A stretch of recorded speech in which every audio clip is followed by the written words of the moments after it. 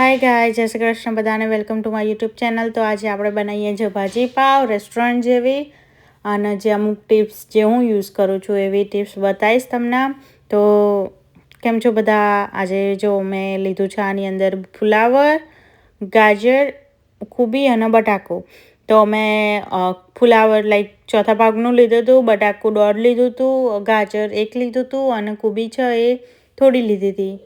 અને હવે આપણે એને વોશ કરીશું આ પાણી નાખીને, કારણ કે શું કહેવાય બાફીએ આપણે એટલે એરી પાણી લેવાનું, એટલે તમારે સરખું ક્લીન કરી દેવાનું.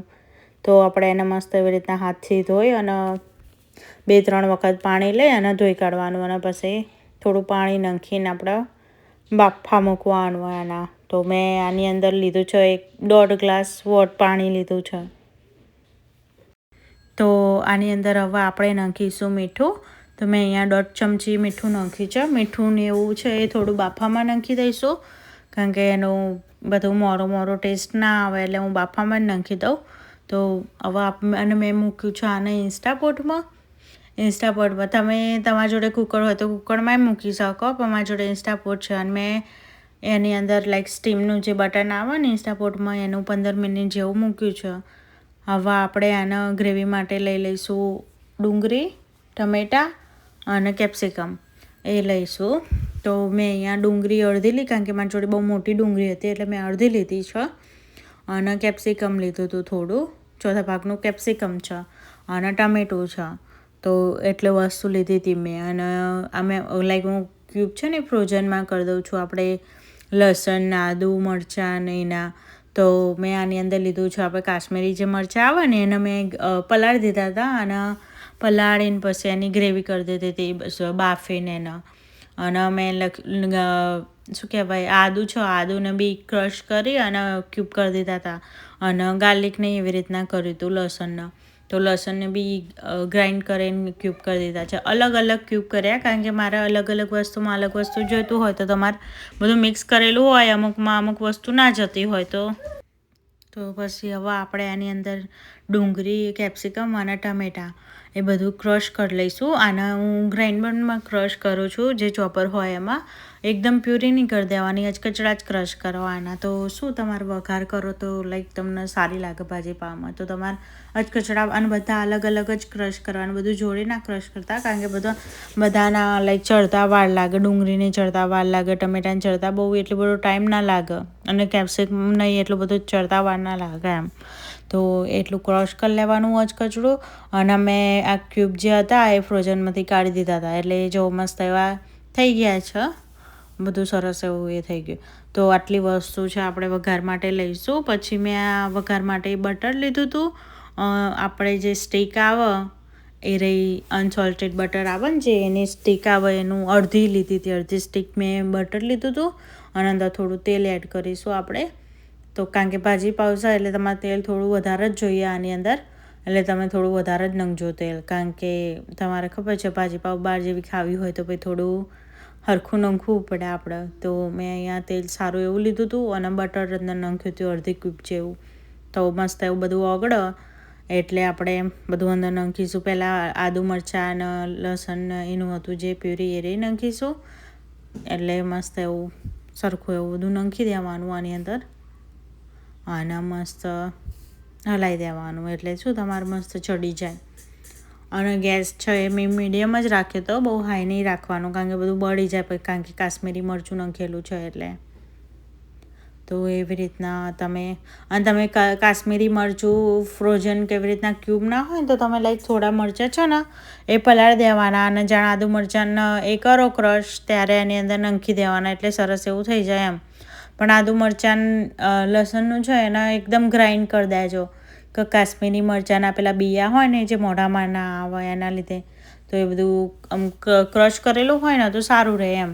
ખાલી જે આપણે ડુંગળી, કેપ્સિકમ અને એ છે એને જ તમારે પેલા એમાં ચોપર કરવાના. તો એ જ વસ્તુ ચોપર કરવાની, અને આ બધું છે એને તમે ગ્રાઇન્ડરમાં એકદમ પ્યુરી જેવું કરી દેશો ને એટલે સરસ એવું થઈ જશે. તો હવે મેં એની અંદર નાખ્યું હતું આપણે લાલ મરચું, જે રેગ્યુલર મરચું આવે ને એ રહ્યું નાખ્યું હતું. મેં 2 ચમચી નાખી હતી. તમારે જેટલું નાખવું હોય એટલું નાખી શકો, જેટલું તીખું ખાવું હોય એટલું. એટલે કારણ કે કાશ્મીરી મરચું તીખું ના હોય અને એટલા માટે. તો આની અંદર હવે પછી નાખીશું આપણે ડુંગળી, જે ક્રશ કરી હતી એ ડુંગળી, જે ચોપ આપણે કરી હતી. તો ડુંગળીને સારી રીતના આપણે ચડવા દઈશું, એટલે જ્યાં આમ તેલ છૂટું પડે ને ત્યાં સુધી ડુંગળીને એકદમ થવા દેવાની. અને તમે મીડિયમ ગેસ જ રાખવાનો, નહીં તો બધું મરચું ને એ બધું બળી જાય. જો મારે કેવું મસ્ત એવો કલર આવ્યો છે. તો તમે મીડિયમ ગેસ ઉપર રાખીશું ને તો મસ્ત એવું થઈ જશે તમારે. તો જો મેં નાખી દીધું હતું ડુંગળી. હવે આપણે જે કેપ્સિકમ લીધા હતા એ રહ્યા, તો કેપ્સિકમ નાખી દઈશું.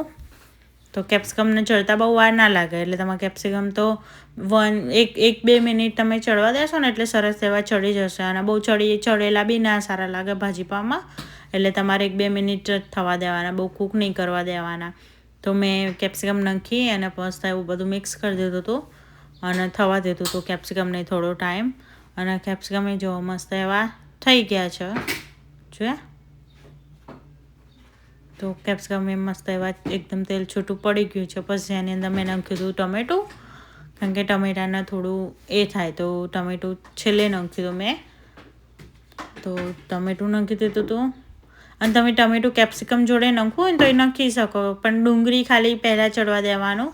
અને લસણ જે આદુ ને એ બધું છે એ પહેલાં આપણે નાખી દેવાનું, કારણ કે એ બધાને તમારો ટેસ્ટ બધું મિક્સ થઈ જાય ને તો નહીં સારી લાગતી, એટલે તમારે પછી જ એ કરવાનું. તો મેં ટમેટું બી નાખીને સારી રીતના ચડવા દીધું છે, બધું હરખું એવું મિક્સ કરીને. કારણ કે બધા આજે મરચું ને બધું નાખ્યું છે તો સરખું બળી ના જાય, એના માટે સરખું મિક્સ કરવાનું, એટલા માટે. અને બધું મિક્સ કરીને પછી એને ચડવા દેવાનું જ્યાં સુધી તેલ સરખું ના આવી જાય ત્યાં સુધી. તો મસ્ત એવું જો આપણે હવે થઈ ગયું છે આનું, જો છે ને એકદમ તેલ બધું છૂટું પડી ગયું છે. તો આ ટમેટા નાખ્યા પછીનું રિઝલ્ટ છે. તો જો કેવું મસ્ત એકદમ કલરે લાલ મરચું તમે જો પેલું થતાં નાખશો ને તો મસ્ત એવો કલર આવશે અને મસ્ત બહાર જેવી ભાજીપાવનો કલર આવે ને એવું. તો મેં જો પેલું બાફવા મૂક્યું હતું, બધું બફાઈ ગયું છે. આપણે જો જે ઇન્સ્ટાપોટમાં મૂક્યું હતું ને એ બધું સરખું એવું મસ્ત બફાઈ ગયું છે. તો હું અહીંયા સ્ટીમમાં 15 મિનિટ મૂકું ને તો સારું એવું બફાઈ જાય. તો છે ને મસ્ત બફાઈ ગયું. પછી મેં પહેલાં જે ભાજીમાં આપણે તેલ છૂટું પડ્યું હતું એમાં આપણે હવે નાખીશું આવ્યું બધું વટાણા, કારણ કે વટાણા મારા ફ્રોઝન હતા, એટલે તમારી જોડે ફ્રેશ હોય તો ફ્રેશને થોડા બોઇલ કરી દેજો. અમારે અહીંયા ફ્રોઝન ખાલી પેલા બાફેલા જ હોય છે, એટલે તમે ગ્રેવીમાં નાખો ને તો લાઈક એક જ મિનિટમાં લાઈક ચડી જતા હોય છે, બહુ વાર નહીં લાગતી આને ચડતા. પણ મેં હાલ ફ્રોઝનમાંથી કાઢીને વોશ કરીને કર્યા ને, એટલે પેલા એ બધા ચોંટી ગયા છે, હજુ સરખાઈ નહીં, કારણ કે વોશ કરેલા સ્ટીમ કરેલા જ હોય છે. વોશ કરીને સ્ટીમ કરીને એ લોકો પેકેજ કરતા હોય, એટલે તમે ડાયરેક્ટ બી યુઝ કરી શકો, પણ ઓલવેઝ હું વોશ કરીને યુઝ કરું.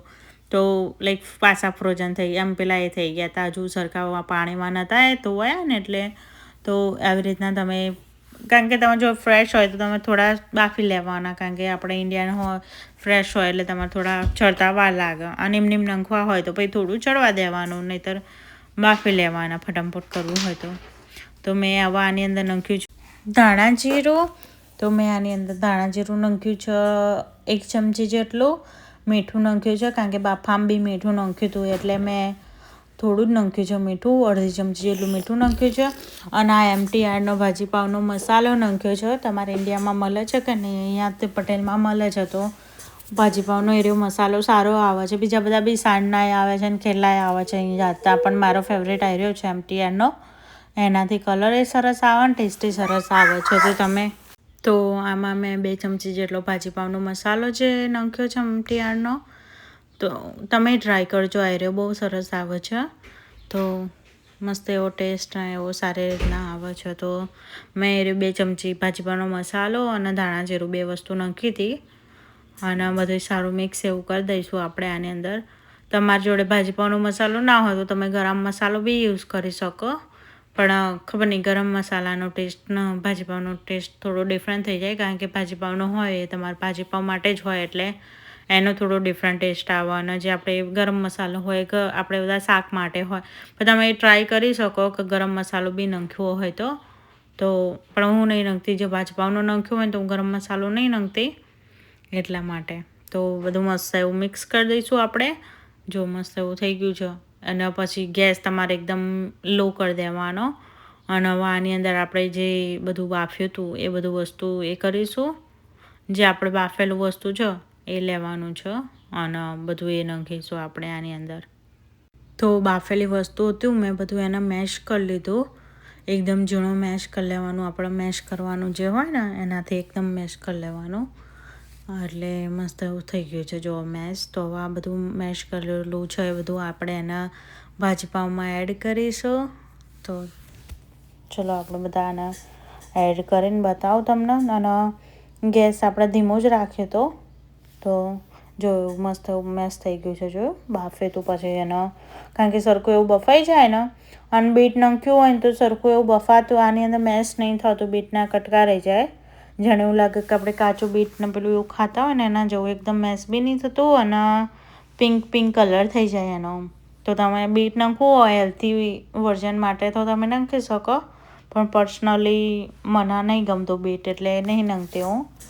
તો તમે એની જગ્યાએ એને સલાડમાં ખાવ તો એ આગળ પડે આની અંદર નાખ્યા કરતાં. તો જો મસ્ત એવું મેશ થઈ ગયું. હવે આપણે બધું એ ભાજીમાં નાખીશું. ચલો તો મેં ધીમે ધીમે આની અંદર ભાજીમાં નાખવાનું આપણે. તો મસ્ત તો આવી રીતના તમે બનાવો તો એકદમ આપણે બહાર જે ખાતા હોય ને ભાજી પાવ મેં ક્વોન્ટિટી થોડી વધારે લીધી હતી કારણ કે મારે નહોતું પેલું મૂકી રાખો જે આપણે ભાજી જે બાફી હતી એ રહી માટે. તો મેં બધું બાફેલું જે હતું ને એ બધું યુઝ કરી લીધું હતું. પણ તમારે જેટલું માપનું પહેલાં બાફવાનું કારણ કે આ તો ખાસી એવી ભાજીપાવ થઈ જાય છે. થોડું બી બાફો ને તો એ ખાસી એવી થઈ જાય છે. આરામથી તમારા જે મેં લીધું હતું આરામથી 3-4 લોકો તો ખાઈ જ શકે એમ. તો તમે એવી એટલી ક્વોન્ટિટી તમારે લેવી હોય તો મેં જેટલું કીધું હતું એટલું લેવાનું. અદરવાઇઝ તમારે થોડું ઓછું જ લેવાનું કારણ કે આ તો પછી બાફે પછી કારણ કે ટમેટાની બી ગ્રેવી હોય ડુંગળીની બી હોય બધું થઈને ખાસું બધું થઈ જાય છે. તો આવી રીતના બધું બાફેલું બધું મિક્સ કરી દેવાનું. તો જો એકદમ કલર કેટલો મસ્ત આવ્યો છે. કારણ કે મારી જોડે થોડું પાછળથી વધ્યું હતું એટલે મેં કીધું લાઈ એડ કરી દેવા દે નાખી દેવું એના કરતાં. તો મેં પાછળથી એડ કરી દીધું તો એને કારણ કે ભાજીપાવ તો આપણે 2 દિવસ ખાઈએ તો બી કશું થતું નહીં એના એટલે મેં પાછળથી એડ કરી દીધું હતું થોડું હતું. તો જો કેવો મસ્ત કલર આવ્યો છે. જો આપણે બહાર રેસ્ટોરન્ટમાં ખાતા હોય ને એવો એકદમ કલર આવ્યો છે. તો મસ્ત એવો જો. તો હવે આના થવા દઈશું આપણે ધીમા તાપે અને મસ્ત એવું 5-7 મિનિટ જેવું થવા દઈશું ધીમા તાપે. તમારા જોડે ટાઈમ હોય તો તમે થોડું વધારે થવા દો તો થોડું સારું રહે. બધું તેલ છૂટું પડી જાય ને એવું બધું મસ્ત એવી થઈ જાય. પણ ટાઈમ ઓછો હોય તો મિનિમમ તમારે 5-10 મિનિટ જેવી તો રહેવા જ દેવાનું એમ. પણ ધીમા ગેસે થવા દેવાનું. એકદમ લો ગેસ કરી દેવાનો. બહુ ફૂલ નહીં રાખવાનો નકર બધું બળી જાય એટલા માટે. તો જો કેટલું મસ્ત એકદમ છે જો. તો આપણે ભાજીને હવે તેલ છૂટું પડી ગયું છે. 10 મિનિટ જેવી મેં ચડવા દીધી હતી. તો 10 મિનિટ પછી જો કેટલો મસ્ત લુક આવે છે. બધું તેલ બી છૂટું પડી ગયું છે અને જો કલર કેટલો મસ્ત આવ્યો છે ને. તો તમે આવી રીતના બનાવજો, ટ્રાય કરજો અને કહેજો મને કે કેવી બની છે. અને થેન્ક યુ ગાઈઝ. તમે લોકો મારા વિડીયો જુઓ છો તો તમને મારા વિડીયો ગમતા હોય તો લાઇક શેર અને સબસ્ક્રાઈબ કરજો. અને કોઈ નવું હોય તો કમેન્ટે કરો તો ખબર પડે કે કોણ મારા વિડીયો જુએ છે અને કોણ નહીં જોતું. તો ગાઈઝ થેન્ક યુ. તમને મારા વિડીયો કેવા લાગ્યા કહેજો. અને અગેન થેન્ક યુ. ખબર નહીં લાઈક મને તો એડિટ કરતા તો નહીં આવડતું પણ વિડીયો બનાવવાનો શોખ છે એટલે વિડીયો બનાવું છું. અને ઘરે બી લાઈક રેગ્યુલરે ખાવાનું બનાવતી હોય હું પણ મને એવું થાય કે રેગ્યુલર ખાવાનું તો બધા બનાવતા જ હોય એટલે કંઈક નવું બનાવું ત્યારે જ હું વિડીયો બનાવું છું. પણ હવે ટ્રાય કરીશ કે રેગ્યુલરે જ્યારે બનાવતી હોય ને ત્યારે બી વિડીયો બનાવવાનું ટ્રાય કરીશ. કારણ કે 2 છોકરા હોય એટલે તમને ટાઈમ એટલો બધું મળતો નથી પણ મને જેટલો ટાઈમ મળે એટલામાં હું બનાવું છું. તો ગાઈઝ તમને કેવા વિડીયો લાગ્યા મારા કહેજો. અને તો થેન્ક યુ ગાઈઝ. તમને મારા વિડીયો કેવા લાગ્યા. અને જો મસ્ત એવી પ્લેટ બી આપણે રેડી કરી દઈએ. તો મસ્ત એવી ભાજી વાટકીમાં કાઢી લીધી છે અને તમે બ્રેડ જોડે બી એ કરી શકો. પણ મારા જોડે પરોઠા હતા એટલે મેં પરોઠા યુઝ કર્યા છે. તો જો ઉપરથી મેં ડુંગળી નાખી છે અને થોડું આપણે લીંબુ હોય ને એ નીચવાનું થોડું. તો મસ્ત ટેસ્ટ એકદમ ખાટો ન તીખો ને એવો બધો ટેસ્ટ મસ્ત લાગે. તો લીંબુ નીચવી છે, ડુંગળી નાખી છે અને જોડે પરોઠા લીધા છે. તો થેન્ક યુ ગાઈસ. અને તમને કહેજો કે મને મારા વિડીયો અને કમેન્ટ બી કરતા રહેજો, તો મને ખબર પડે કે કોણ મારા વિડીયો જોવે છે. તો થેન્ક યુ ગાઈસ. એન્ડ નવા હોય તો સબસ્ક્રાઈબ કરજો, લાઈક કરજો અને શેર કરજો. આવા જ મારા નવા વિડીયો જોવા માટે સબસ્ક્રાઈબ કરજો. Thank you. જય શ્રી કૃષ્ણ બધાને. Bye bye.